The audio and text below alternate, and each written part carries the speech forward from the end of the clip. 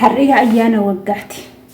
Baga geessanii hundumti keessanii kan biyya alaas kan biyya keessaas hundi keessaniyyuu Itoophiyaan xiqqaa hanga guddaa baga bara 2017 nagaadhaan ceetan isiniin jechuu jaaladha. Akkasumas madaam qimamocheen baga geessan kushiinaa madaamii keessa biiroo madaamii keessa seentanii achi keessattis yoo dabarsitan barri hundi ayyaana waggaati. Akkasumas anis qamisii abashaa uffadhu yookaan xibabii uffadhee dhufuu dadhabus bijaama madaamii uffadhee dhufuu hin dadhabu kinoo fataa jedhee kafanillee kunoo ababaadha ababaa naa bitamee jira uffadhee dhufee jira jechuudha. Maarree hundi keessan baga geessan siniin jedheen jira. Asumarraan illee barri kuni bara 2016 xumurree gara bara 2017 ceene jirra. Hunduma keenya barri kun bara nagaa kan araara nuuf haa ta'u jecha namoonni baay'een baratu jijjiirame baga bara haaraa geessan jedhaniiti kan walgalateeffatan jechuudha.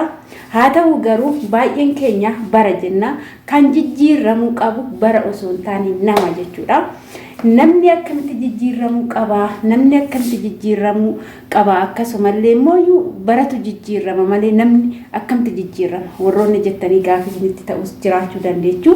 Egaa namni waan haarawaa yoo hojjete waan haarawaa yoo argamsiise barri jijjiirame jedhama malee barri jijjiirame namni tokko bakkuma isaa yoo taa'ee jijjiirame hin jedhamu jechuudha. Isumarraa kan ka'e immoo asumarraan illee viidiyoo kana warroota madaam qimamocheedhaafan qabadhee dhufe jechuudha. Madaam qimamocheen bara 2016 hedduun isaanii kan itti rakkatan, hedduun isaanii kan itti boo'an, hedduun isaanii maallaqni harka isaanii taa'uu didee kan baay'ee itti cannaqamanidha. Akkasumas immoo namoonni tokko tokko haala itti jijjiiramanii wallaalanii kan boo'anidha jechuudha. Egaa asumarraanis maal siniin jechuun barbaada. Baay'een keenya maallaqa keenya kan gola madaamitti hojjennee argannu maallaqa madaamirraa argannu qabachuu hin beeknu jechuudha.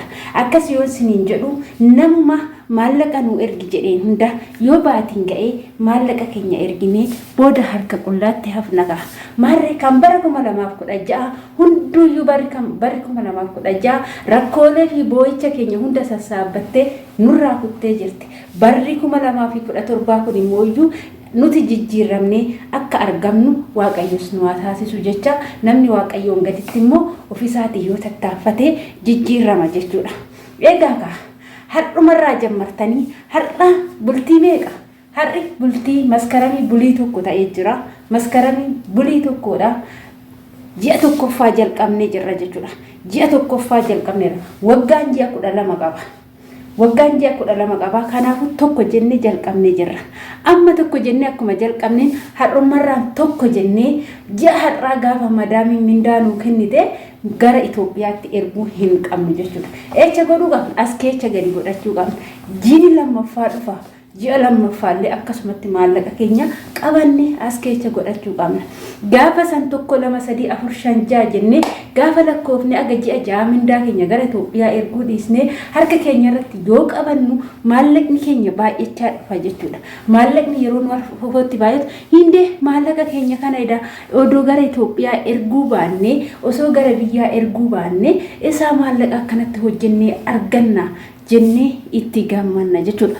Kanaafuu kan nama maaliif jennaani har'a ijoollee baay'een maallaqa gara biyyaatti ji'a ji'aan baatiin erganii hin galla jedhanii yoo karoorfatan kara itti galan wallaalanii biyyuma ormaa kanatti kan hafan hedduu isaaniitu jiru. Kanaafuu biyyi ormaa umurii nama nyaatti. Biyyi ormaa waggaa nama fixxi. Biyyi ormaa idimee namarraa fixxi. Osoo firee takka hin godhatiin osoo dhala takka hin godhatiin hedduun keessan biyya ormaatitti odoo hojjechaa jirru umuriin nurraa deemee carraa dhala argachuu dhabu kan irra gaan hedduutu jira. Akkasumas immoo ani kanan beeku hedduutu jira jechuudha. Balaa biyya arabaatiif jedhanii waggaan isaaniirraa dhume dhala dhabanii ofii manas ni qabu qabeenyi saga tokko ni qabu garuu dhala dhaban sababbiin isaa biyya arabaati jechuudha. Shamarran immoo carraa waggaa 45 umurii 45 hanga 50 kan carroomte hanga 50 argata kan hin carroomne garuu hanga 45 qofaadha. Kanaafuu biyya ormaa keessatti waggaadhaan waggaatti dabaluu umuriidhaan umuritti ofitti dabaluu osoo hin taane wanta hojjenne harka keenya irratti qabannee kan wajjin dalagee kan wajjin gubatee fidu hin jiru jechuudha. Numatu gola madaamii keessatti ifatamee arrafamee maqaan hedduu nutti ba'ee kan fidu nuuma jechuudha. Namni nu faana dalagee fidu tokko illee hin jiru. Kanaafuu maallaqa keenya qabannee gaafa asii galle maallaqni ofii isaatiif of hojjeta jechuudha. Gaafa biyya galle ofii isaatiif of hojjeta yoo siniin jedhu bara 2017 kana maallaqa waggaa tokko kana takka odoo biyyatti ergin gaafa biyyatti gallee qabannee jechuudha. Waggaa har'aa bakka kan dhaga ammaa karoorsitanii siniif guutuu dide kan dhaga ammaa karoorsitanii haalli siniif jechuu dide bara 2017 kana dirqama waggaa tokkicha kanaan alatti bara 2018 biyya Arabaatitti qaxxaltanii hojjechuu osoo hin taane ni galla jettanii ofitti amantanii maallaqa waggaa kana abbaan fedhe haa rakkatu, abbaan fedhe haa falaxamu, abbaan fedhe waan fedhe haa ta'uuti maallaqa keessan kana qabattanii asii galtanii itti fayyadamtu.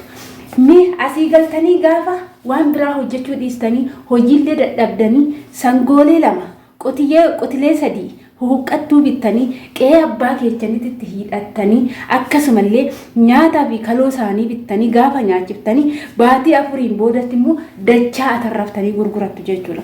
Akkasumallee hoolota nyaachisuudhaan furdisuudhaan haala sanii yoo hojjettanii waggaa asii galtanii jijjiirama yeroo gabaabaa keessatti hojiilee qaraxa hin qabne hojiilee suuqii amma asii galtanii suuqii yoo bantan suuqiin kiraamanaa qabaa akkasumas qaraxa qabaa yoo qaraxa hin qabaanne suuqiin keessi irratti cufsiifama.